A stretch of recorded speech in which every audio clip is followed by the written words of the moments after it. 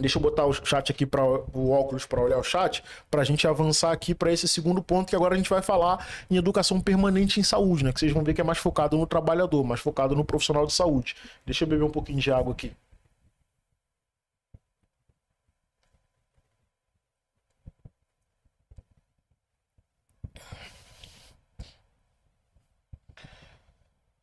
Diadema, São Paulo, São Luís do Maranhão, bastante gente aqui, ó, legal. Como faço para entrar no grupo do WhatsApp? Deixa eu botar de novo aí o link, tá bom? Vou botar agora aqui no, no chat. Cadê? Tô botando agora aí, ó. Esse aí é o grupo do WhatsApp, para quem quiser entrar, beleza? Só clicar aí, não é vírus, pode confiar, pode entrar aí tranquilamente. Vamos lá, gente. Educação permanente em saúde. Vamos aqui para nossa segunda etapa. Você pode estar se perguntando o que o que a educação permanente tem a ver com o meu dia a dia de trabalho. A educação permanente está diretamente relacionada com o mundo do trabalho e a forma como nós, trabalhadores e trabalhadoras de saúde, adquirimos conhecimento sobre novas formas e possibilidades de fazer o cuidado em saúde, seja ele individual ou coletivo. Então vamos voltar um pouco no tempo. Vivemos em uma sociedade capitalista e o avanço do capitalismo foi marcado por relações no sistema de produção, no qual uma minoria controla os meios de produção e uma maioria de pessoas compõe a força de trabalho. Quando houve a Revolução Industrial, o mundo se transformou de forma acelerada e desde então a preparação de trabalhadores para atender os modelos de produção influenciou também as formas como a educação em geral se estruturou e se desenvolveu no mundo todo e por um longo tempo. O trabalho foi dividido em partes e a isso chamamos de divisão técnica do trabalho. Assim, para render mais e trazer lucro para as fábricas, o trabalhador era treinado para fazer apenas uma parte do trabalho. Então ele faz uma reflexão que diz o seguinte: muito tempo atrás, a maioria da população, a imensa maioria da população, era força de trabalho, ou seja, peão. Homens e mulheres que naquele período trabalhavam eram poucas, já as mulheres não estavam ainda tanto no mercado de trabalho como estão hoje, mas a maioria da população eram todos peões. E poucas pessoas detinham conhecimento de um trabalho mais administrativo. E eram muito poucas mesmo. Com o passar do tempo, que a Revolução Industrial chegou e o processo de trabalho mudou, foi preciso treinar trabalhadores para atividades específicas. E aí isso começa, então, e nesse momento começa a educação permanente, né? E é isso que acontece hoje, né? Uma faculdade é uma educação permanente, um curso técnico, uma escola, um curso que você vai fazer de aperfeiçoamento, enfim, tudo isso é educação permanente, né? O nosso foco aqui é em saúde. Com essa proposta de divisão do trabalho, o trabalhador não via o todo, ficando restrito ao seu processo de produção. Se a indústria estava montando um carro, o trabalhador estava apenas colocando os pneus do lado direito e precisava colocar uma quantidade X de pneus em um tempo determinado. Outro colocava os pneus do outro lado, né, o lado esquerdo, e assim por diante. Então o trabalhador mal tinha tempo de fazer seu trabalho, muito menos de compreendê-lo como um todo. Aqui tem um exemplo de um rapaz que o trabalho dele era repetitivo, né? E ele só vai lá, bota aquela peça ali e vem outra peça do carro aqui, ele repete a mesma peça, vem outra peça do carro, ele repete a mesma peça, e era assim que funcionava. O cara não reflete, né, não raciocina, não tem a questão crítica, ele não se pergunta o que eu tô fazendo, por que eu tô fazendo, como surgiu essa peça, não, ele só colocava lá, o próximo colocava, e era assim que funcionava para a maioria da população. Então esse fato trouxe uma consequência, o que chamamos de alienação do trabalho. A alienação justamente porque o trabalhador não via o processo de construção do carro por inteiro, só conhecia e entendia o seu pedacinho. Ele nem viu o carro andar, né? Ou viu uma vez ou outra na rua. Dessa forma, ficava muito fácil para o dono da fábrica, nesse exemplo, remunerar a mão de obra, como eram chamados os trabalhadores, como eles quisessem. Então pagava como queria, né? e valores diferentes, inclusive para pessoas que poderiam fazer a mesma coisa, talvez. Outra consequência dessa forma de organizar a produção de mercadorias foi a divisão social do trabalho. Isso significa que, para algumas funções, seguindo nesse exemplo, o dono da fábrica dividia a remuneração, as funções, considerando a relação entre o que dava maior lucro. Veja um outro exemplo. Para montar o motor de um carro era necessário um tipo de trabalho mais especializado, portanto, tinha de ser mais bem remunerado. Para colocar os pneus, não precisava de um trabalhador especializado, e esse poderia ser bem menos remunerado. Aqui, eu não sei se alguém aí fez a mesma reflexão que eu, né? Parece até que tá falando do agente comunitário de saúde. Quer ver? Vou ler de novo. Presta bem atenção aqui, olha só. Para montar o motor do carro era necessário um tipo de trabalhador mais especializado e, portanto, tinha de ser mais bem remunerado. Para colocar os pneus não precisava de um trabalhador especializado e esse poderia ser bem menos remunerado. É por isso que a gente luta hoje por todas as aprovações de PEC 18, PEC 14, redução na jornada de trabalho, aposentadoria especial de precarização do vínculo, porque apesar de ter mudado a forma de trabalho, né, hoje já não é mais como a gente acabou de ler aqui, em teoria, na prática, a gente ainda tem muito essa exploração de olhar um trabalhador, por exemplo, que não precisa ter uma graduação ou um curso técnico para exercer tal função, então também pague menos para ele. Vocês já conseguem perceber aí uma leve semelhança, né, com a nossa realidade. Mesmo que na prática o agente comunitário de saúde trabalhe tanto ou mais do que qualquer outro profissional da unidade básica de saúde, né? Então fica aí a reflexão pra gente. Vamos lá. E eu não estou dizendo que o agente comunitário de saúde tem que ganhar mais do que os outros trabalhadores da UBS. Não é isso que eu estou dizendo. Mas eu estou dizendo que a gente trabalha tanto ou mais, né? Nossa demanda de trabalho é altíssima. O agente comunitário de saúde, né, e o agente de combate às endemias também. É a única categoria dentro da unidade básica de saúde, por exemplo, que atende demanda de todos os trabalhadores. Né? A gente atende demanda de técnicos, de enfermagem, de médicos, da equipe multiprofissional, do enfermeiro, da gerência, a gente atende o CRAS, a gente tem que dar conta de PSE, olha quanta coisa a gente tem que dar conta.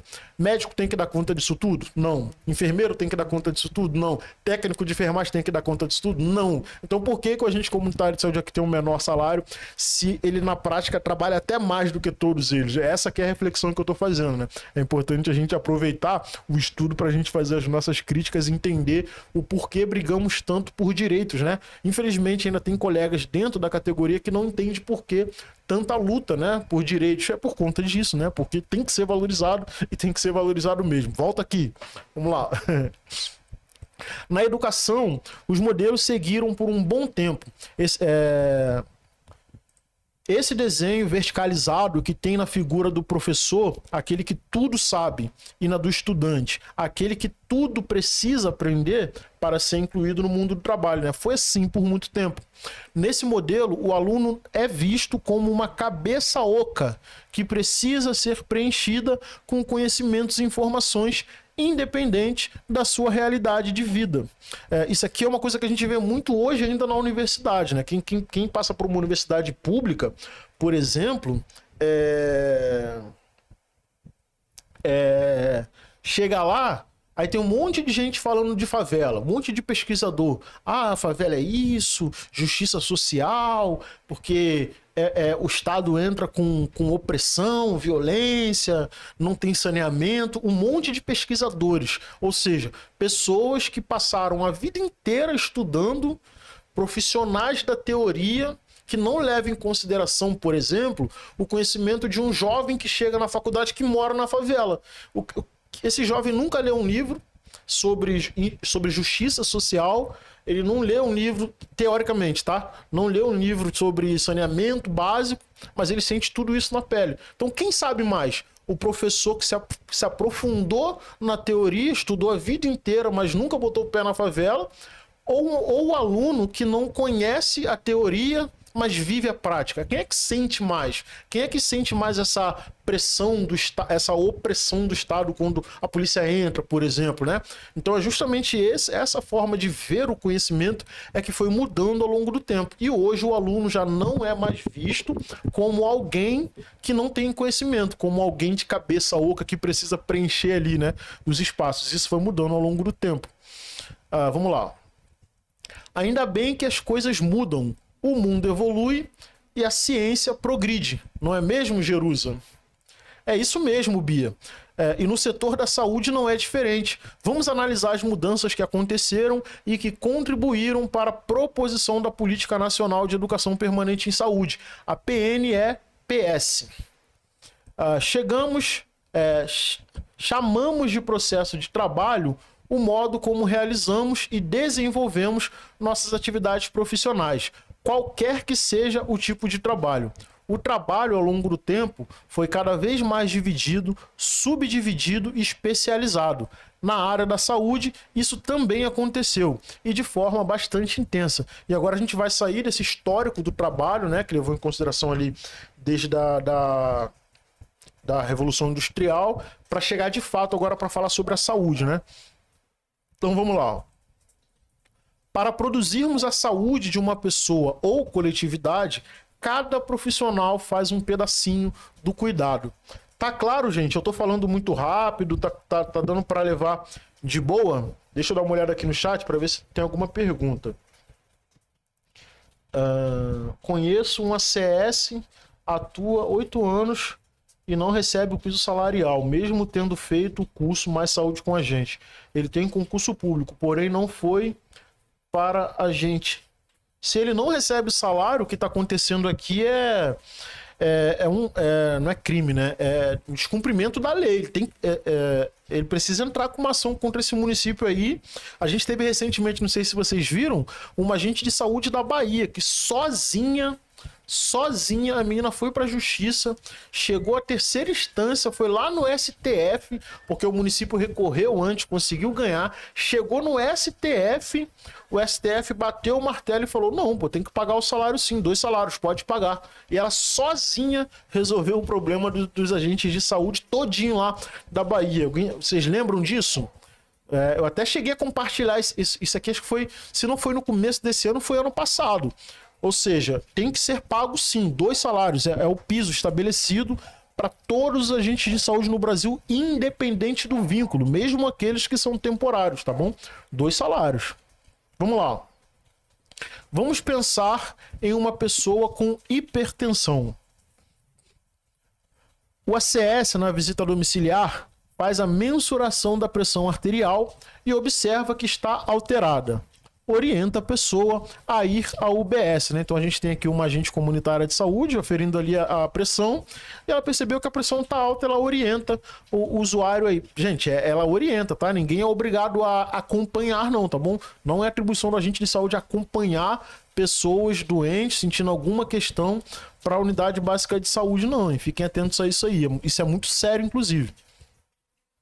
Lá chegando, a recepcionista recebe o usuário, a enfermagem faz o acolhimento e mede novamente a pressão e, como está muito alta, chama o médico que receita uma medicação ali na hora para baixá-la. Então aqui ele está mostrando essa divisão, né? Que essa divisão do trabalho na saúde, ela foi feita tão de forma detalhada que você já percebeu aqui com o agente comunitário fez uma parte, a recepcionista fez outra, a enfermeira fez outra, chegou no médico e cada um fez um pouquinho ali dentro da hipertensão.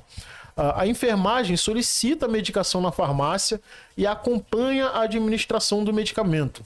Terminando o procedimento, o usuário faz a pós-consulta e a recepção marca o seu retorno para o controle, né? E todo mundo trabalha dentro daquele caso.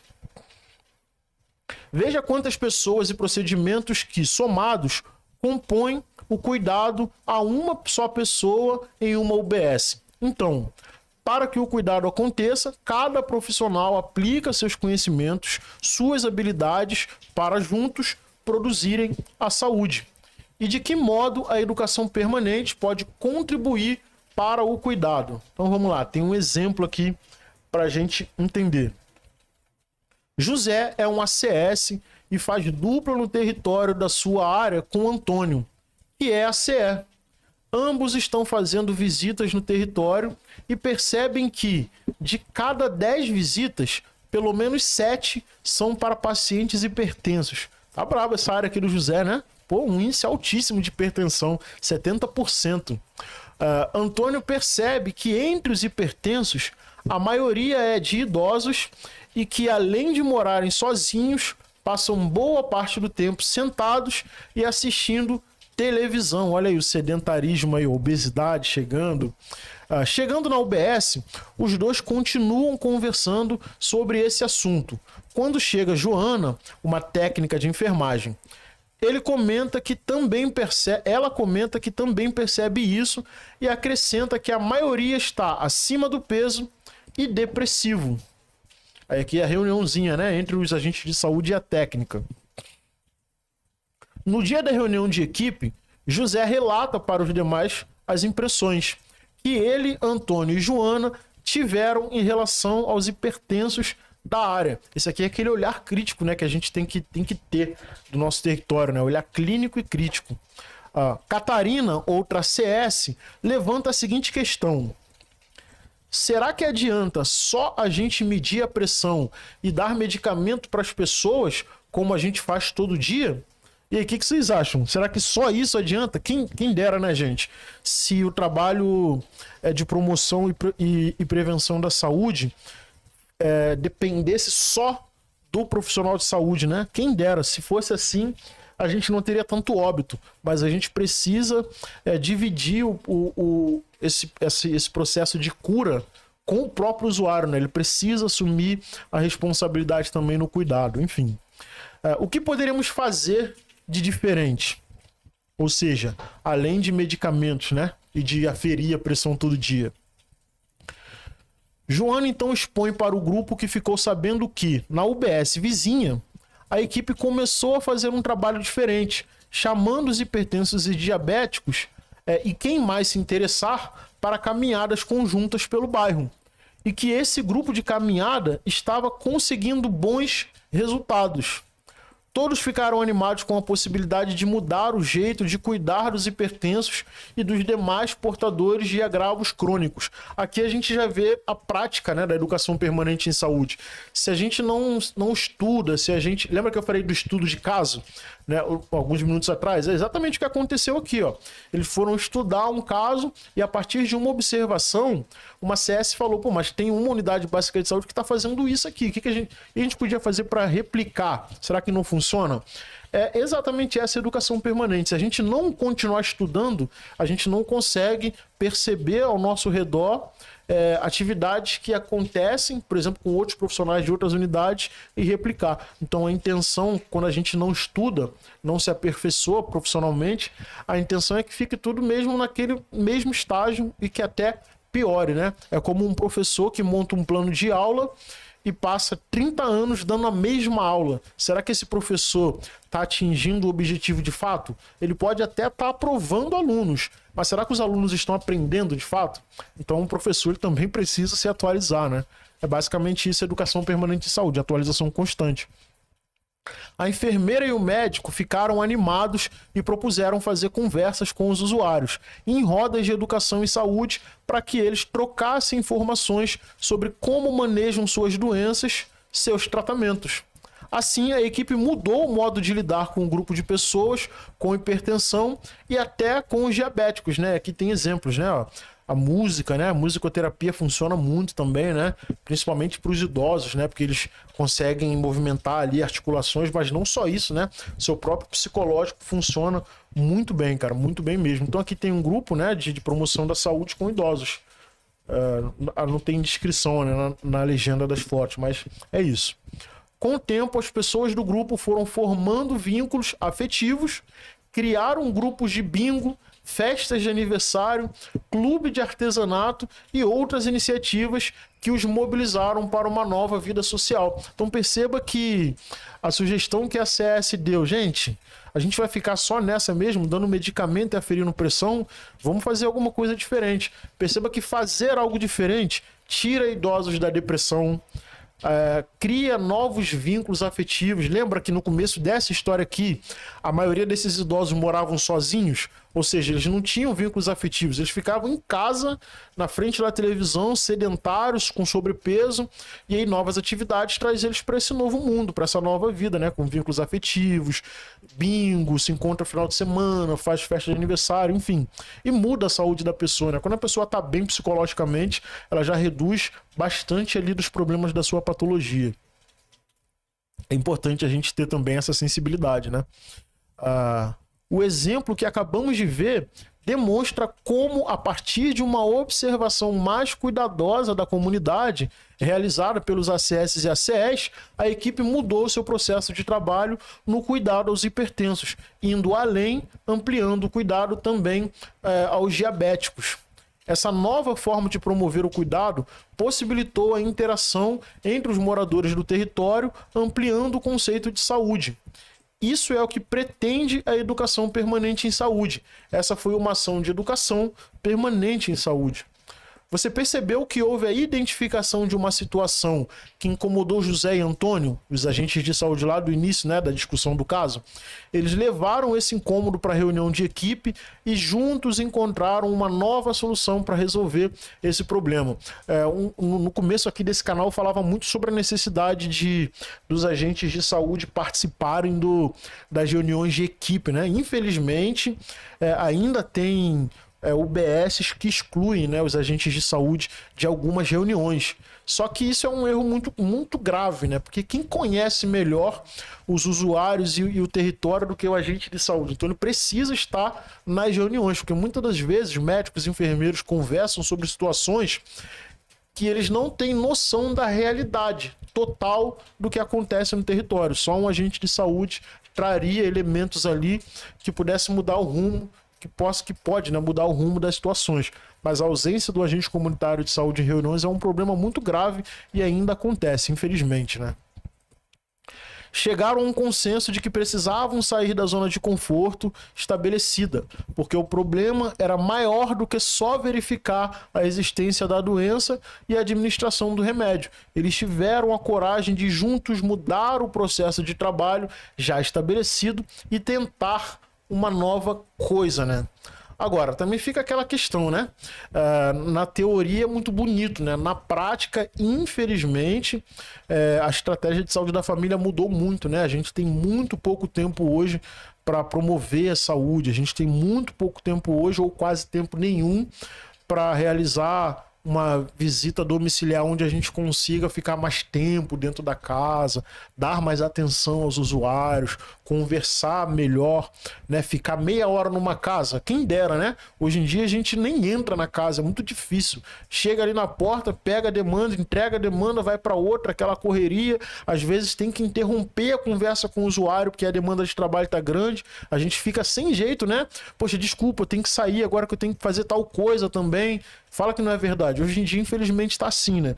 Então, por mais que a gente tenha também uma teoria muito bonita, como essa que a gente acabou de ver aqui, que é o mundo ideal do trabalho do agente de saúde, na prática a gente tem muitos desafios para colocar isso aqui em prática, né? Então a gente precisa reestruturar a estratégia de saúde da família, a gente precisa repensar a forma com que a gente está trabalhando. Não dá mais para ter um trabalho baseado em metas, baseado em dados, como é hoje, né? Nosso trabalho tem que ser baseado em pessoas. Nosso trabalho tem que ser qualitativo e não quantitativo, como ele está sendo já há alguns anos, infelizmente, né? E é meio que generalizado, né? Quase que no Brasil inteiro. E se José e Antônio não tivessem percebido a situação demonstrada anteriormente? Se eles não tivessem percebido, aqueles idosos sozinhos em casa na frente da televisão, sedentários com sobrepeso, provavelmente teriam um agravamento ali nas suas questões de saúde, né? Enfim, provavelmente o modo de cuidar dos hipertensos continuaria o mesmo, né? Que é qual era? Entra lá, verifica a pressão arterial, pressão tá alta, vai pro posto, chega no posto, toma remédio, volta para casa, no dia seguinte pressão alta, vai pro posto. Não é assim? Infelizmente, né? O trabalho mecânico é mais comum do que pensamos, e de fato é, né? Infelizmente. Veja outro exemplo de como a educação permanente em saúde pode contribuir para o cuidado do paciente. A Alzira é outra técnica de enfermagem da UBS, onde trabalham José, Antônio e Joana, que são os agentes de saúde. Certo dia, ela, Alzira, vai participar de uma qualificação sobre doenças imunopreveníveis na sede da Secretaria de Saúde. Lá chegando, encontra mais dezenas de profissionais participando do mesmo curso. Então, e aqui estão, né, esses profissionais. Quando a aula começa, a organização do curso apresenta uma médica especialista que logo começa a discorrer sobre o tema. Fala em sistema imunológico, na produção de anticorpos, na importância das vacinas, caso controle, vias de administração, efeitos colaterais. E quando a Alzira se dá conta, havia cochilado durante a exposição. Normal, né? Já que eu já dormi muito em treinamento de trabalho. Havia perdido a oportunidade de aprender coisas novas. No dia seguinte, na reunião de equipe, a Alzira está cabisbaixa, chateada consigo mesmo. As colegas da equipe percebem e perguntam se ela está doente ou com algum problema. A Alzira relata o ocorrido e diz que, como responsável pela sala de vacinas, estava muito triste pelo que ocorreu no dia anterior.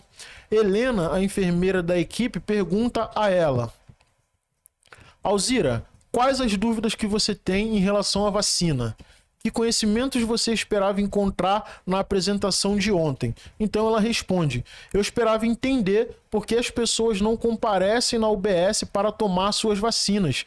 É de graça. As pessoas não valorizam o que é de graça. Sempre estão atrasadas com o esquema de vacinação. Quando chegam aqui, tenho vontade de dizer umas boas para elas. Eu falava, cara, eu chamava muita atenção. Principalmente quando eram aquelas garotas novas, cara, umas meninas novas, 18 anos, 17 anos, 20 anos, com filho, e as crianças com cartão de vacinação atrasado. Pelo amor de Deus, cara. E a gente ficava revoltado lá. As meninas ouviam pra caramba. E tem que falar mesmo, né? Isso é a saúde da família, né? O trabalhador acaba... A gente conhece tantos usuários, lida com eles por tantos anos, que a gente é como se fosse da família. Tem que chamar a atenção mesmo. E tem que falar na linguagem deles. Não precisa xingar, obviamente. Mas fala na linguagem deles. Tem que botar essa galera no lugar deles mesmo. Porque eu vou te falar, cara, é difícil, hein? Pô, tem que ter muita paciência para trabalhar em unidade básica de saúde. Não é para qualquer um, não, cara. Eu não sei se pegasse um médico plantonista de uma emergência de hospital, se essa pessoa ia conseguir trabalhar numa unidade básica de saúde. Eu tenho minhas dúvidas. Eu acho que não conseguiria, não. Helena então pergunta se esse tema foi abordado durante a exposição. Alzira logo responde que não, que fizeram uma exposição longa do tema, com coisas que a maioria já sabe e outras muito complicadas que nem dava para entender, mas não perguntaram o que elas queriam saber, as dúvidas que tinham. Aí foi cansativo ficar ouvindo muita teoria que não conversava com a prática. Helena então lança a dúvida de Alzira ao grupo. Então, quem poderia dizer algo a respeito da inquietação de Alzira? Lembrando que essa inquietação aqui é o que a Alzira queria entender. Por que as pessoas não vão no posto de saúde? Por que elas estão com cartão de vacinação? Porque, de fato, essa é a angústia do trabalhador. Imagina um agente comunitário de saúde. O agente comunitário de saúde precisa fazer o acompanhamento do Bolsa Família, por exemplo. Aí vai ter capacitação na Secretaria Municipal de Saúde para falar sobre o Bolsa Família. Tu chega lá, fica sentado uma tarde inteira e o pessoal fica só falando de parte técnica de Bolsa Família. Fala isso, como surgiu o Bolsa Família, justiça social, equidade, né, integralidade do cuidado e tal. Beleza, mas e as dúvidas do agente comunitário de saúde sobre colocar esse trabalho em prática? Foi exatamente isso que aconteceu com a técnica de enfermagem, tanto que ela dormiu, tava tão chato que ela dormiu. Por que as pessoas não procuram a vacina se ela é de graça e está disponível na UBS para quem quiser? Cada um expressou sua opinião e Helena propôs que cada membro da equipe converse com 5 usuários ou usuárias da UBS para entender por que não tomam a vacina e o que pensam sobre a gratuidade da vacina. A Alzira fica muito envolvida com essa forma de descobrir mais sobre esse tema, fazendo uma escuta ativa às pessoas. Uma semana depois, a equipe se reúne e Helena quer saber o que encontraram. O grupo animado apresenta os achados, dão risadas, uma complementa o achado da outra e, por fim, sistematizam o que foi comum nas respostas. Então vamos lá, percebam coisas importantes. Algumas pessoas relataram que moram muito longe da UBS, por isso elas não iam lá vacinar. Trabalham como diarista e só podem ir depois do expediente na UBS, né? Aquelas pessoas que costumam chegar tarde, né? A gente sempre tem aqueles usuários que a gente não consegue encontrar nunca, né? Porque estão trabalhando direto.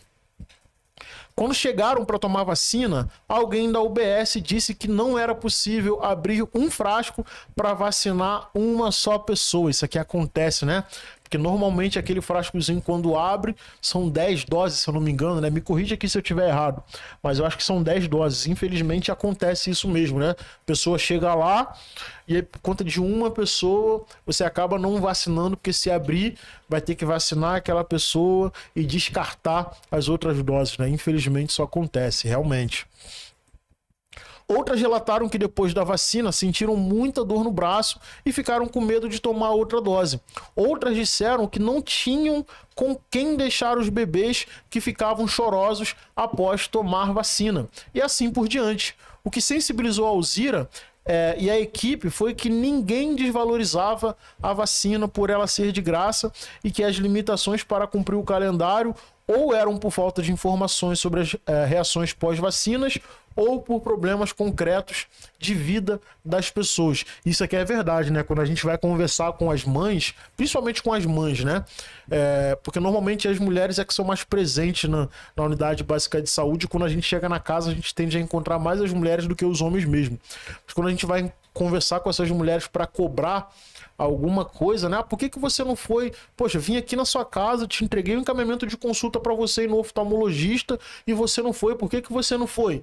O que elas vão falar? Alguém fala assim, eu não quero cuidar da minha vista, por isso que eu não fui. Não. Normalmente elas vão falar, estava sem dinheiro de passagem, não tinha com quem deixar meu filho. Uma ou outra tem a coragem, a cara de pau de falar, acordei atrasada, dormi demais, bebi muito ontem. Às vezes tem essas, né, que são cara de pau ao ponto de falar isso pra gente. Mas a maioria realmente não faz o que tem que ser feito por alguma dificuldade que é econômica, que é estrutural. É sinistro, cara. Realmente é preocupante mesmo, né? E aí é por isso que é um desafio danado trabalhar na unidade básica de saúde. Quando eu falei do médico que trabalha numa emergência de um hospital, que ele dificilmente se adaptaria à unidade básica de saúde, por quê?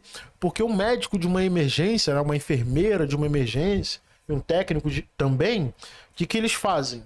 Eles veem a pessoa ali e depois nunca mais vê aquela pessoa. Então, para eles é papum. A pessoa chegou, injeta ali o soro, vai para o outro quarto.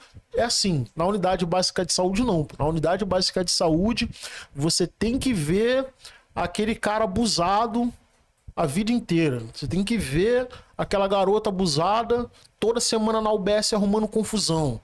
Então, será que essa galera que é atendimento mais rápido de emergência lidaria bem numa unidade básica de saúde? Eu acho difícil, cara. E eles iam tratar com uma violência verbal muito grande, né? Porque eles têm paciência zero. Enfim, vamos lá.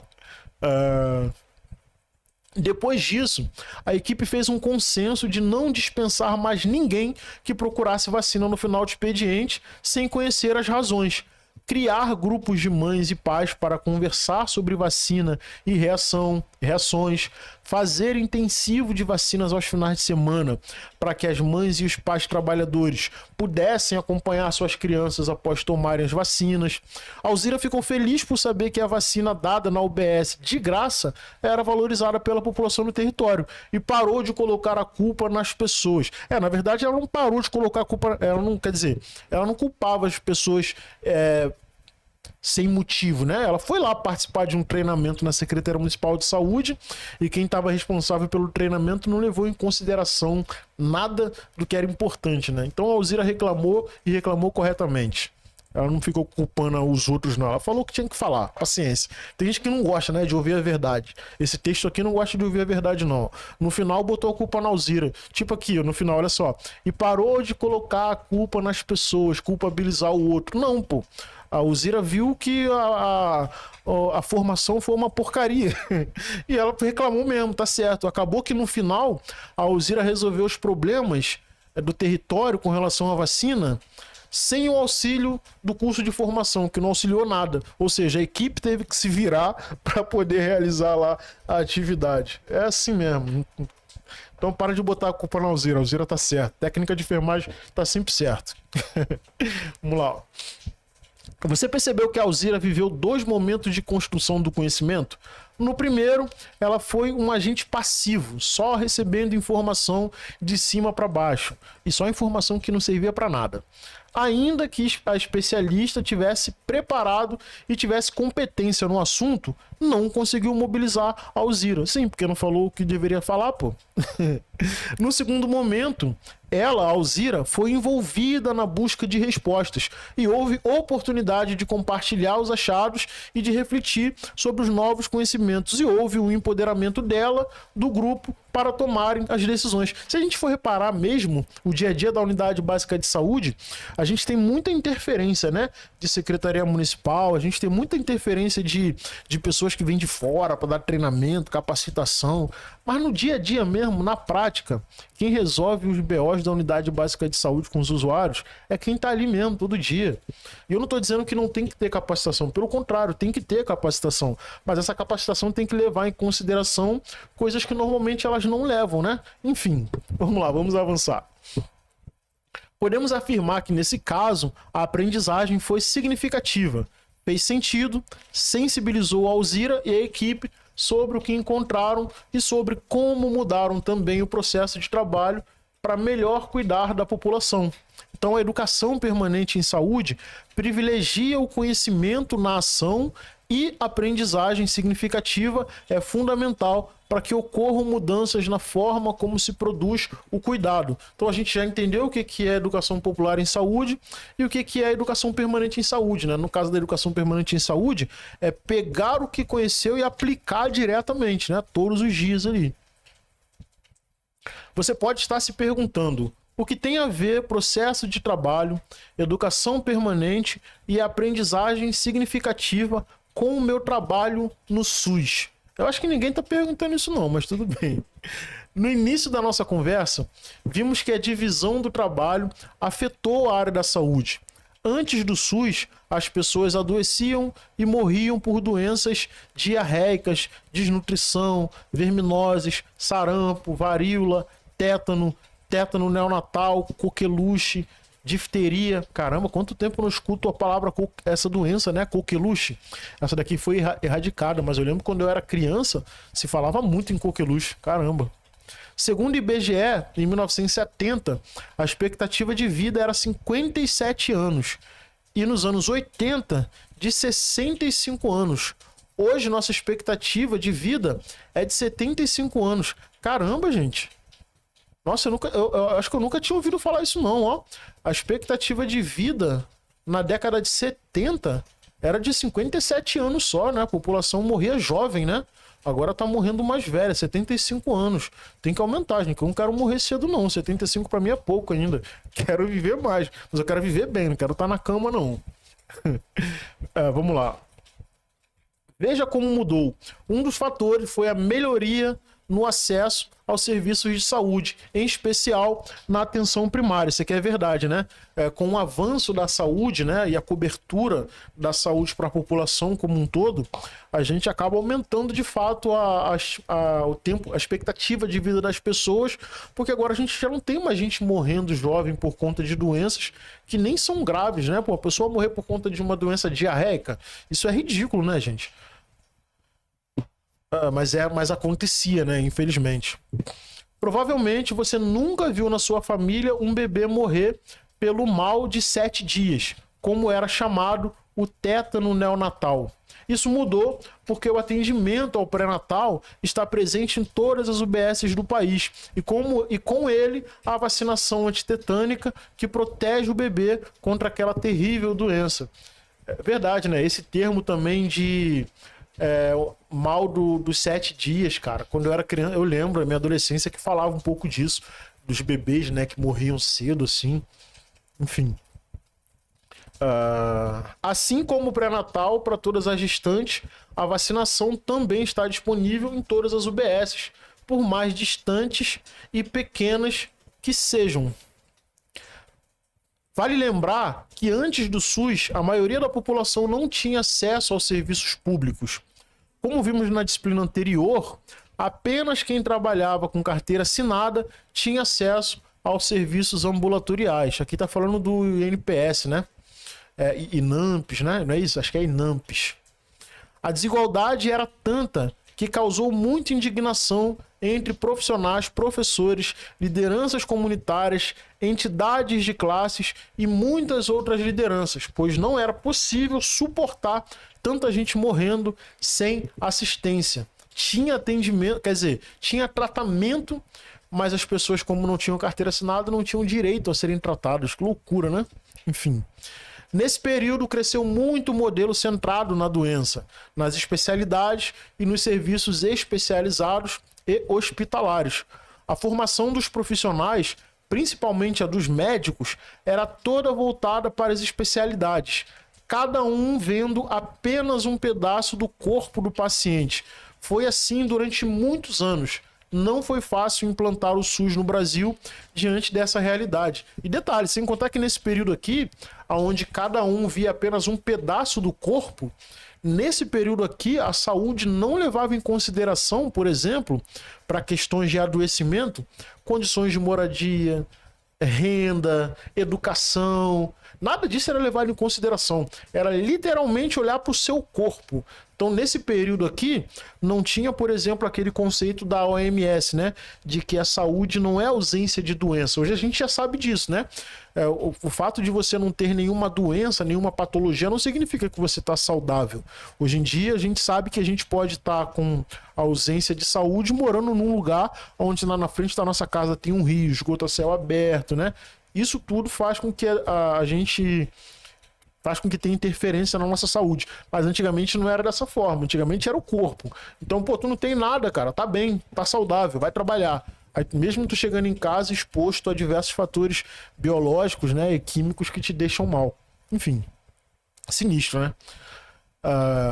Com todas as dificuldades que o SUS enfrenta, nada mudou tanto o país como o SUS. Sabe por quê? Porque o SUS é uma política social do Estado. Isso significa que, por ser uma política social, não visa ao lucro. Portanto, é gratuita e um direito de todos. Mais uma vez, não vou entrar no mérito aqui se o SUS é gratuito ou não, tá bom? A gente já sabe que não é. A gente paga muito imposto. Mas quando a gente fala que é gratuito, a gente está querendo dizer que, né, é diferente. Você não vai numa consulta hoje com um médico na UBS e tem que passar o seu cartão ali, né? Mas quando você vai em alguma consulta externa que você não tem plano de saúde e tu vai no médico particular, chega lá, tu tem que passar teu cartão. Então quando a gente fala que é gratuito é nesse sentido, né? Você não desembolsa nada ali na hora para ser atendido. Mas como disse, temos impostos e impostos caríssimos no Brasil, né? Por ser de Estado, mesmo com mudanças de governo, ele se mantém estruturado por seus pilares jurídicos e legais. Por isso, é dever do Estado, né? Por isso que a gente vê lá na Constituição Federal, no artigo 196, né? Saúde é exatamente o que está aqui, ó. Dever do Estado e direito de todos. Eu não sei se vocês já refletiram, mas se a gente não tivesse o artigo 196 como a gente tem hoje, deixa eu abrir aqui para a gente ver junto, rapidinho. Ele é só um parágrafo, então a gente continua no tema aqui, ó. Olha só, artigo 196. Tá demorando, hein? Tá demorando. Demora não. Cadê? Olha aqui, ó. É só isso aqui, tá bom? Artigo 196. Olha o que diz aqui, ó. A saúde é direito de todos e dever do Estado, garantido mediante políticas sociais e econômicas que visem a redução de riscos de doença e de outros agravos e ao acesso universal e igualitário, às ações de serviço para sua promoção, proteção e recuperação. Gente, se não tivesse essa frase aqui, ó, dever do Estado, se não tivesse isso aqui no artigo 196, sabe o que significaria? Significaria que numa mudança, numa campanha eleitoral, por exemplo, para presidência, digamos presidência, poderia chegar um cara maluco, lunático, que dissesse o seguinte: no meu governo, o SUS não vai existir. Isso poderia acontecer se a gente não tivesse na Constituição essa palavra aqui, ó, é dever do Estado. Ou seja, o Estado, ele está acima do cargo. Então, pode mudar a pessoa que entrar, seja ela quem for. Ninguém vai poder mudar o SUS. Ninguém vai poder tirar esse direito da população. Isso é muito bom, né? Por isso que quando a gente vai pensar em propostas como o PEC 14, por exemplo, o PEC 18, o texto é importantíssimo. No caso da PEC 14, por exemplo, que está pedindo lá a desprecarização do vínculo, o que acontece? Se esse texto não for bem elaborado, deixando claro que os municípios têm a obrigação de corrigir o vínculo empregatício, a PEC 14 seria aprovada e muitos municípios não iam corrigir o vínculo. Por isso que o texto é importantíssimo, cara. Quando se cria uma lei, a gente tem que ler, reler o texto, não pode deixar brecha para interpretações, porque aí vocês sabem que os nossos políticos adoram aproveitar as brechas, né? Que eles encontram nas leis, sempre para ferrar a população. Vamos lá, vamos focar aqui, sair muito não, apesar de que a gente não saiu, né? Tá falando do SUS. Muito trabalho ainda precisa ser feito para assegurarmos os princípios que regem o SUS. E aí a gente sabe, né, dos princípios, né? Acho que ele vai falar tudo de novo. Vai falar de todos os princípios de novo. Mas vamos lá, universalidade, equidade e integralidade, né? Na universalidade, todos têm acesso ao serviço de saúde no Brasil, independente do seu credo, da sua raça, do lugar que mora, inclusive se for de outro país, né? Então, na universalidade, o SUS é para todos.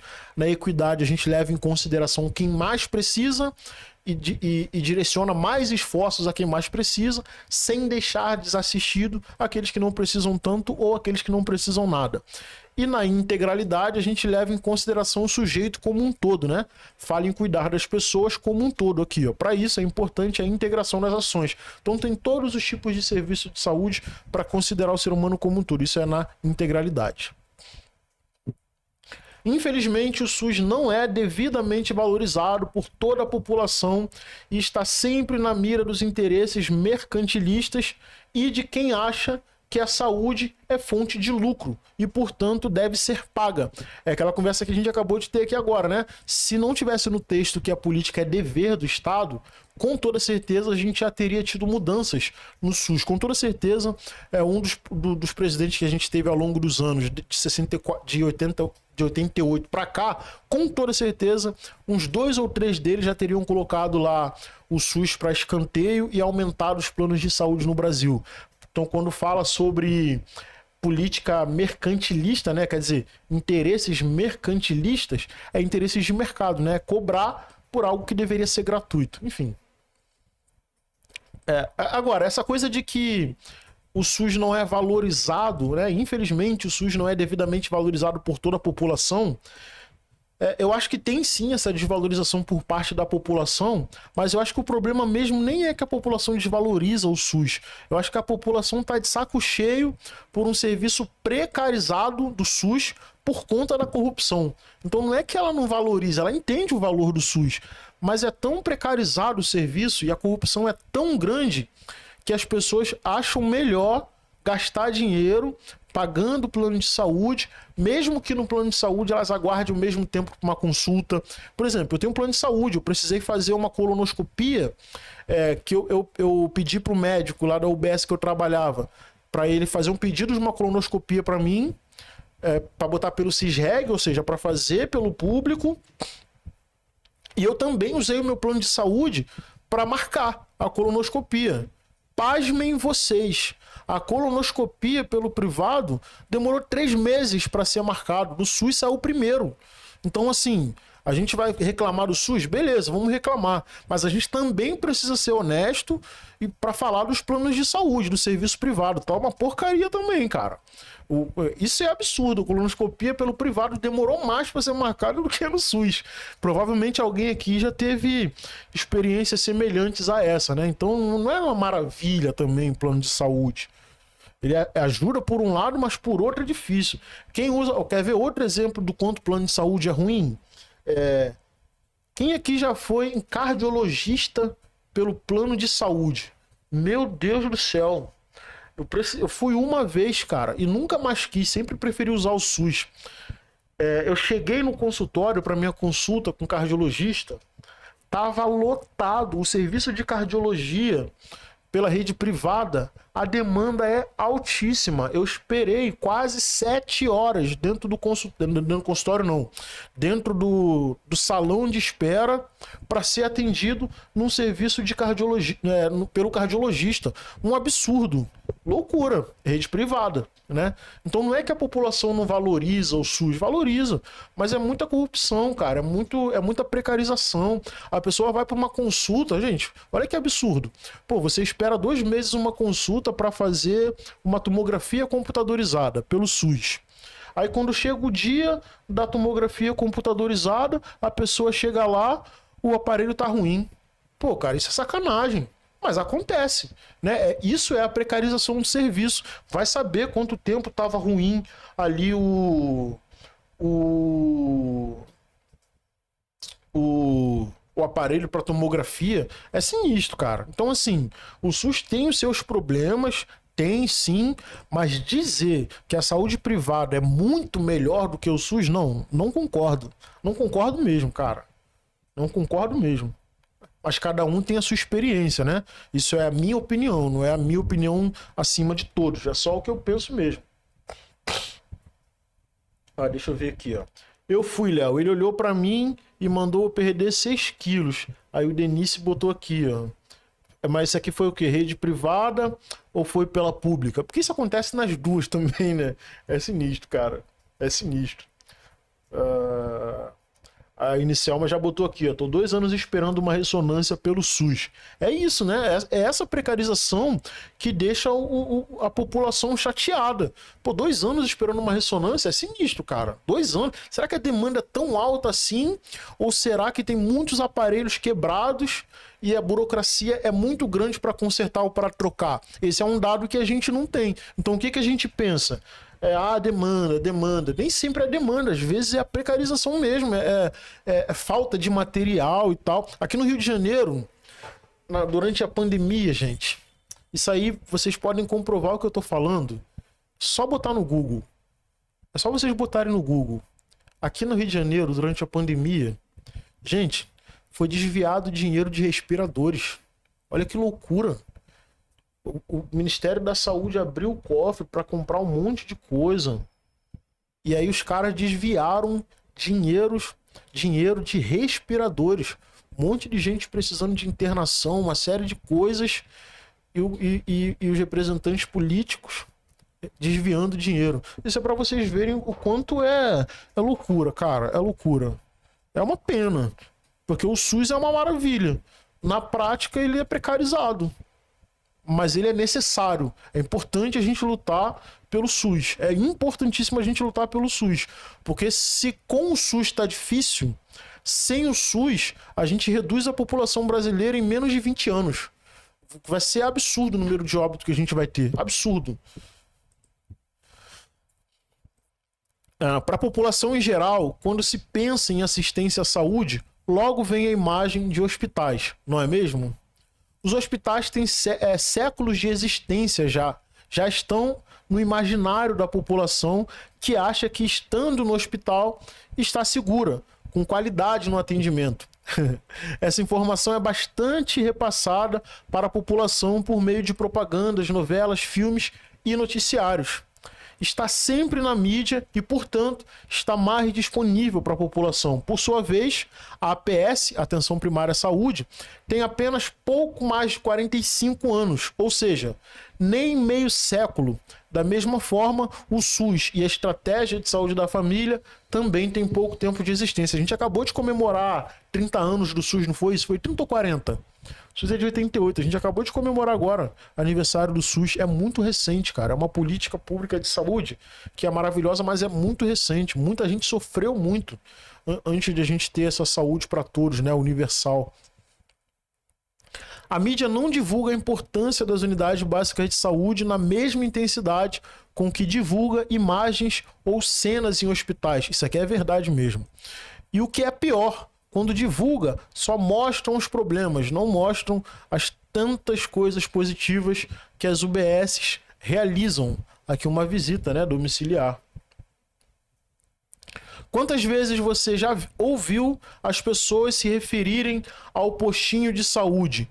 Justamente por desconhecerem todo o trabalho e a importância da UBS no cuidado à saúde. Isso é verdade também, né? As pessoas, muitas falam um postinho, diminuindo a grandeza do posto. E elas não falam para diminuir porque elas desvalorizam. É porque elas, de fato, não entendem a importância da UBS, do posto de saúde, como elas olham para o hospital. Para a população geral, olhar para o hospital, quer dizer, o entendimento do hospital é que o hospital é muito mais efetivo do que o posto de saúde. Porque elas pensam assim, pô, o cara quebra uma perna, vai para o hospital, sai com a perna engessada.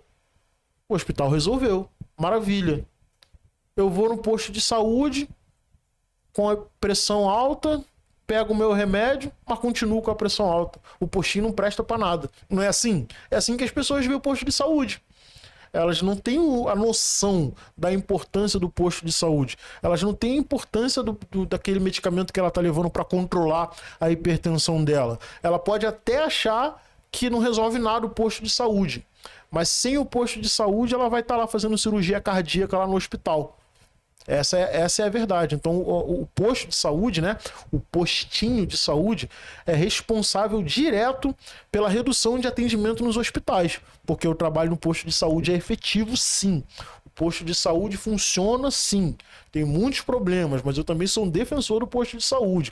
Eu via lá as pessoas chegando lá mal, desmaiadas, desfalecidas, um desespero. Quem é que nunca viu um usuário chegar no posto de saúde desesperado, com dor no peito, passando mal, a família assustada e vai morrer e bababá, passa 15 minutos, passa 20 minutos, isso no posto de saúde, no hospital não. Aí passa 20 minutos, sai todo mundo sorrindo como se nada tivesse acontecido. Esse é o milagre da vida, esse é o milagre da saúde. E as pessoas não valorizam isso. Mas tenho certeza aqui que todo mundo aqui já viu uma situação dessa. Todo mundo desesperado na frente do posto de saúde porque fulano chegou passando mal. Passa 15 minutos, a fulana sai sorrindo. Nem agradece o médico, nem agradece o agente de saúde. Entendeu? Mas o posto de saúde é tão efetivo quanto um hospital. A população é que não tem esse olhar, né? E ela chama de postinho. Eu vou lá no postinho. Enfim. Vamos lá. As trabalhadoras e trabalhadores precisam entender o SUS e a atenção básica como uma forma de defender a vida das pessoas e mostrar isso aos usuários. Os profissionais e as equipes precisam estar sempre atentos aos princípios do SUS para garantir que o cuidado às pessoas vá além de tratar as doenças. Precisam saber sim das doenças, mas precisam entender que existem fatores determinantes que fazem com que uns adoeçam mais do que os outros. Deixa eu tomar um pouquinho de água aqui e vou dar uma olhada aqui no chat, porque eu tô vendo que vocês estão conversando aqui no chat e eu gosto dessas conversas que vocês fazem. Rola às vezes um debate, né, entre vocês, eu acho muito maneiro. Deixa eu ver aqui, ó.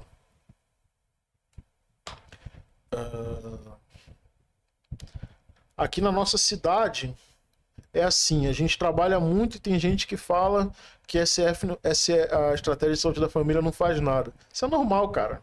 A Jussiane botou, o SUS é um plano de saúde perfeito, porém na prática é muito falho devido à precarização e outros fatores. É isso, né? Infelizmente ele acaba sendo precarizado. A Vera botou aqui em cima. Infelizmente, Léo, nossos políticos são muito corruptos. Eu não sei o que é pior, Vera. Eu não sei se é pior a gente ter político corrupto ou se é pior a gente não ter opção. Porque aí sai o pai. O pai fica velho. Depois de 30 anos na política, ele fica velho e não se elege mais. Mas ele já preparou a cama pro filho. Não é assim a política? É o Joãozinho 30. Aí o Joãozinho 30 se aposenta da política, vem o Joãozinho Júnior 30. Aí que loucura. Ele não tem pra onde correr, não. É escola. A corrupção é passada de pai para filho, cara. Isso é loucura. E a gente fica sem saída, né? A gente fica sem representação. É por isso que muitos de nós nem quer votar mais. Tem muitos de nós que nem vai mais, prefere pagar a multa. E eu não condeno, não, quem faz isso. Porque chega uma hora que enche o saco mesmo, né? A gente fica sem esperança, pô. Só que assim, ao mesmo tempo que eu não condeno, eu não vou ser aqui leviano de incentivar as pessoas a não votarem. É importante votar. Eu sou a favor do voto, voto consciente. Mas eu não condeno, não, quem não quer mais votar, porque é brincadeira, pô. A gente não tem opção. Tu vai aí para as cidades aí, pai, filho, neto, bisneto, tataraneto, é uma família na política há mais de 200 anos, que loucura. Ih, fico até com raiva. Vamos avançar aqui. Vamos lá. E eu nem bebi água, tá vendo? Eu fico estressado porque eu nem bebi água.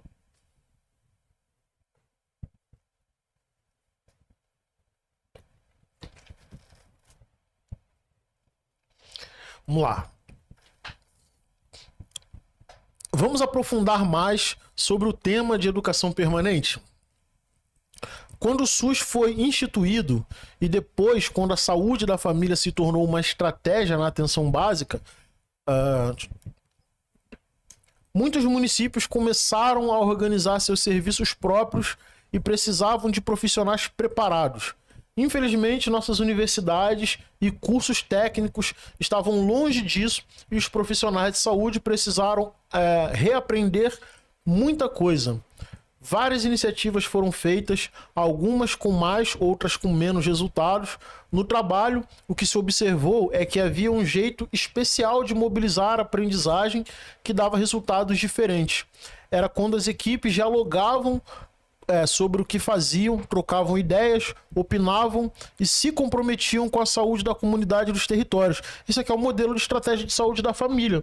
Era assim que funcionava. A gente conseguia conversar, a gente conseguia discutir os casos, a gente tinha paciência para fazer visita domiciliar, né? A gente conseguia lembrar da dona Tereza lá, aquela idosa que mora sozinha, que todo dia tem que tomar medicação com acompanhamento do agente de saúde, por exemplo, de manhã.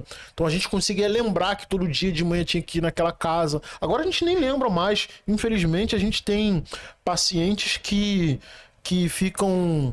A palavra não é abandonados, porque eu acho que abandonados é muito pesado, né? Mas a gente, infelizmente, tem pacientes que acabam ficando desassistidos por essa demanda tão grande de trabalho maluca que a gente tem, que a gente não consegue mais dar atenção e assistir quem precisa de fato diariamente ali no acompanhamento mais próximo. É só meta, meta, meta, meta. Quando trabalha por meta, a gente perde a humanidade, infelizmente. Essa metodologia, esse jeito de fazer a reflexão sobre as práticas foi amadurecendo e absorvendo contribuições importantes dos debates em torno da educação, em especial da educação de adultos.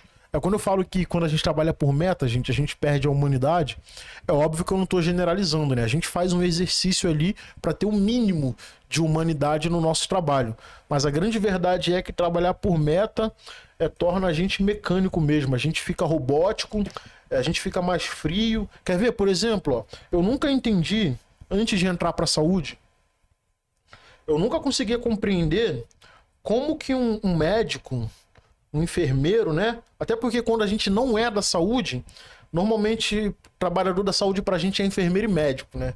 O resto a gente não... O resto entre aspas. O resto a gente não entende como trabalhador da saúde. Pelo menos eu era assim. Eu não conseguia entender como que um médico conseguia lidar com o óbito de uma forma tão fria. Morreu, próximo paciente. Morreu, próximo paciente. Eu não entendia isso, eu achava isso de uma crueldade sem tamanho. Quando eu entrei para a saúde, eu percebi que a gente fica mecanizado. Não é que a gente tá frio. A gente não tem tempo para sentir dor. A gente não tem tempo para chorar. Porque vai vir outro paciente, pô. E a vida tem que andar. Olha a frieza, a loucura que é. É sinistro pensar dessa forma.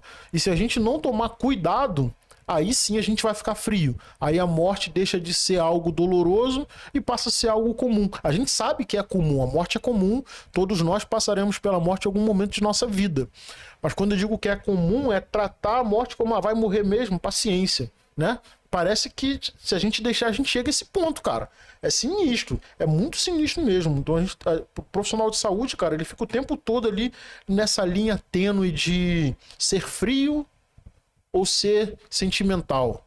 Só que você não tem tempo para ser sentimental, então você tem que ser frio, mas você também não pode ser frio ao ponto de não dar a mínima para as pessoas. É sinistro, cara, é brabo, é muito difícil. Aí depois que eu me tornei profissional de saúde, eu entendi o outro lado da moeda, né? Da mesma forma, novas experiências de formação em saúde mostraram a importância de construir o conhecimento a partir das experiências prévias das pessoas envolvidas naquele processo de formação. Assim, cada vez mais as metodologias participativas foram crescendo na formação do trabalho e para o trabalho, em especial na saúde, né? Então aqui ele fala que esse modelo de participação, de discussão, né? A metodologia perfeita para a gente trabalhar a educação permanente em saúde é o estudo de caso, porque no estudo de caso todo mundo participa. Você pega ali um caso de um usuário difícil, fecha a porta, reunião de equipe. Gente, o que está acontecendo com o seu Zé? Vamos conversar. Seu Zé está adoecendo. Aí o médico fala assim: eu não estou entendendo, porque eu passo o medicamento correto para ele. E ele diz que está tomando o medicamento, mas não está adiantando. Aí a enfermeira chega e fala assim: olha, ele pode até falar para você que ele toma o medicamento correto, mas quando eu cheguei lá na casa dele, que eu olhei a receita e peguei a caixa de medicamento para ver, eu vi que ele não está tomando como ele fala para o senhor. Tem mais medicamento de tal coisa do que do outro, quando deveria estar equilibrado. Aí o enfermeiro e o médico já tem duas informações que ajudam a identificar por que o fulano tá mal. Aí chega o agente de saúde e fala assim: não é só isso não, tá bom? O neto dele, que é viciado em drogas, vira e mexe, tá na casa dele roubando tudo lá, estressando ele. Olha como é que é maravilhoso o estudo de caso. É aí que a gente vai ver que, de fato, não adianta só dar medicamento não, pô. Aí quando vê, tu tem que chamar CRAS, com o estatuto do idoso, aciona o conselho tutelar, chama a escola. Quando vê, tá aquela loucura ali, um monte de trabalhador reunido para resolver um problema que, se não tivesse discussão, se não tivesse estudo de caso, se não tivesse educação permanente em saúde, o que ia estar acontecendo? Taca ali remédio. Toma ali remédio, até que a pessoa fique hipocondríaca, o remédio já não faz mais efeito e ela usa pelo vício mesmo, né? Tem muita gente que é viciada em remédio, levanta de manhã, toma dipirona todo dia. Dipirona não é pra isso, pô, mas a pessoa já tá tão viciada que ela já levanta de manhã, pega dipirona e toma. Olha que loucura, isso é hipocondríaco, nem faz mais efeito. O organismo da pessoa já é comida já, não é nem mais medicamento. Manda pra mim que eu quero comer dipirona hoje. O organismo pede já. Olha que loucura, né? Vamos retomar um exemplo que vimos na aula interativa. Aqui, não sei se vocês já assistiram, né? A aula interativa da disciplina 4. No exemplo, imaginamos a situação de 3 profissionais aplicando uma vacina. Quando é feita a seguinte pergunta: o que você está fazendo nesse momento? O primeiro responde, né? São 3 profissionais ali. O primeiro responde: estou aplicando uma vacina. O segundo responde: estou vacinando uma pessoa. O terceiro responde: estou protegendo uma pessoa contra a Covid. Perceba, todos estão fazendo a mesma coisa, mas olha a perspectiva sobre cada um tem do trabalho que está fazendo. Os 3 estão aplicando vacina, mas olha só, o primeiro: estou aplicando uma vacina. Ou seja, estou fazendo aqui no automático. O segundo já fala: estou vacinando uma pessoa. Então ele fala assim: pô, estou aplicando aqui, mas eu também estou cuidando dessa pessoa. O terceiro é mais profundo ainda: eu estou protegendo uma pessoa contra a Covid. Então a aula interativa, ela te leva a refletir de que o seu trabalho não é simples.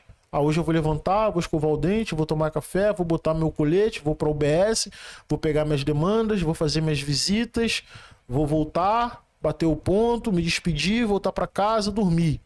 A aula interativa ela te convida a refletir de que, na verdade, quando você levanta, você não levanta para ir trabalhar, você levanta para cumprir uma missão, né? Não quero romantizar aqui o nosso sofrimento, não, tá bom? Eu sei que é dureza, nosso trabalho é difícil pra caramba, então não vou romantizar. Ah, hoje eu vou sair de casa para salvar vidas. Não, isso não cola comigo. Mas é isso que a gente tá fazendo também, né? A gente sai de casa para salvar vidas. Não é aquele romantismo maravilhoso, mas também não dá pra não entender a importância do trabalho. Então acho que essa é a reflexão. O que você faz? Você faz por quê? Né? São essas duas questões, né? O que você faz? Sou agente de saúde. Beleza, e por que você é agente de saúde? É essa reflexão que a aula interativa traz para você, né? Que ela traz para quem está fazendo essa disciplina agora, disciplina 4, participando desse curso técnico. É se perceber como uma engrenagem importante dentro de um sistema que é tão importante, né? Sem o agente de saúde, é aquela frase que a gente já conhece, né? Que todo mundo fala, mas ninguém valoriza, mas é fato. Sem o agente de saúde, não existe estratégia de saúde da família. Sem agente de saúde, a unidade básica de saúde não funciona. Essa é a verdade. Todo mundo sabe, né? Então, o que você faz por quê?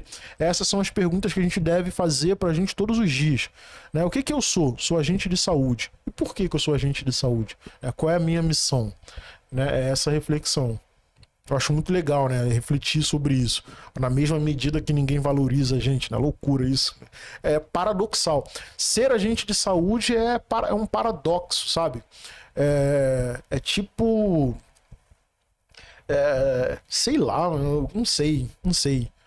Quem já ouviu a música Geni? Eu não sei o nome da música não, tá bom? Mas Taca a Pedra na Geni. Quem já ouviu? Uma hora a Geni é maldita. Outra hora a Geni é bendita. Vê se esse não é o agente de saúde. Quem falava isso era o meu colega Jorginho, agente comunitário de saúde aqui no município do Rio de Janeiro, advogado de formação, com carteira da OAB, né? Ele que falava, o agente comunitário de saúde é a Geni. Uma hora ela é bendita, outra hora ela é maldita. E tanto é assim que é para os usuários. Perceba, uma hora a fulana te ama, porque você fez a vontade dela. Aí na outra hora, essa mesma fulana te odeia. É a mesma coisa com os trabalhadores. Uma hora a equipe te ama. Outra hora a equipe te odeia. Olha que loucura. Maldita Geni, bendita Geni. É o agente de saúde, cara. Por isso que eu falo que ser agente de saúde é um paradoxo. Cara, é a experiência profissional mais louca que eu já tive na minha vida. Foi ser agente de saúde. De longe, assim, disparado, foi a experiência profissional mais louca que eu já tive na minha vida, cara. Sinistro. Vamos lá. A educação permanente em saúde tem como objetivo de transformação e o processo de trabalho orientado para a melhoria da qualidade dos serviços e para a equidade no cuidado e no acesso aos serviços de saúde. Parte, portanto, da reflexão sobre o que está acontecendo no serviço e sobre o que precisa ser transformado. A criação da PNEPS, né, Política Nacional de Educação Permanente em Saúde, se deu por meio da Portaria 198, de 13 de fevereiro de 2004. As suas diretrizes de implementação foram posteriormente publicadas via Portaria GMMS de 1996, de 20 de agosto de 2007, e propunham a condução regional da política e a participação interinstitucional, palavra difícil, por meio das comissões de integração, ensino e serviço, segundo o Ministério da Saúde, né? E aí, no que concerne a EPS, a definição assumida pelo Ministério da Saúde se configura como aprendizagem no trabalho, né? Não é trabalhar aprendendo somente, mas é ter atividade de ensino durante o processo de trabalho, né? Então essa é a definição de política nacional de educação permanente em saúde. Nossa, esse essa parte do e-book tá grande, né? A gente ainda tá no segundo. Caramba, nem sei quantas páginas já se passaram. Deixa eu ver. 45 páginas. Ó, isso daqui é uma coisa que eu me orgulho. 45 páginas que a gente já passou. Sabe por que que eu me orgulho? E por que que eu escolhi essa metodologia pra gente fazer as lives? Porque, gente, quase ninguém lê os materiais, a vida, livros. A gente é tão corrido a nossa vida que a gente quase não lê as coisas. A gente bate o olho ali, vê uma coisa ou outra. Então eu fico feliz, porque olha só, tem 187 pessoas aqui na live nesse momento, eu acho, se tiver atualizado aqui pra mim. A gente tá com essa média aí há quase 2 horas. Então a gente tem, numa terça-feira de dezembro, ritmo de Natal, olha só, ritmo de fim de ano, a gente tem 180 pessoas juntas em diversos lugares do Brasil lendo 45 páginas. Isso aqui é uma maravilha, gente. Isso aqui me enche de alegria, cara. Isso é muito legal mesmo. E a gente não tá só lendo, né? A gente tá lendo e discutindo, que acho que é o que acaba tornando atrativo. Se a gente ficasse aqui só lendo, tenho certeza que não tinha 10 pessoas aqui na live, né? Porque realmente é chato. Ler é chato, de fato, ler é chato. A gente não foi formado para ler, não faz parte da nossa cultura, né? O brasileiro não gosta muito de ler de uma forma quase que generalizada. Mas acaba ficando mais atrativo que a gente vai discutindo, né? Agora, seria legal mesmo se a gente estivesse numa sala de aula, né? Isso aí seria maneiro pra caramba, eu gosto. Você pode estar se perguntando se é só com a educação permanente que temos aprendizagem significativa, se ela só ocorre no espaço do próprio trabalho. A resposta é que também temos aprendizagem significativa na educação continuada. Entretanto, há um conjunto de pressupostos que diferenciam a educação continuada e a educação permanente, conforme nos apresenta Almeida. E aqui tem diferenças, né, características do trabalho da educação continuada e da educação permanente. Permanente está aqui no cantinho, que é o que a gente acabou de ver, toda essa parte aqui, ó, do canto direito aqui do vídeo.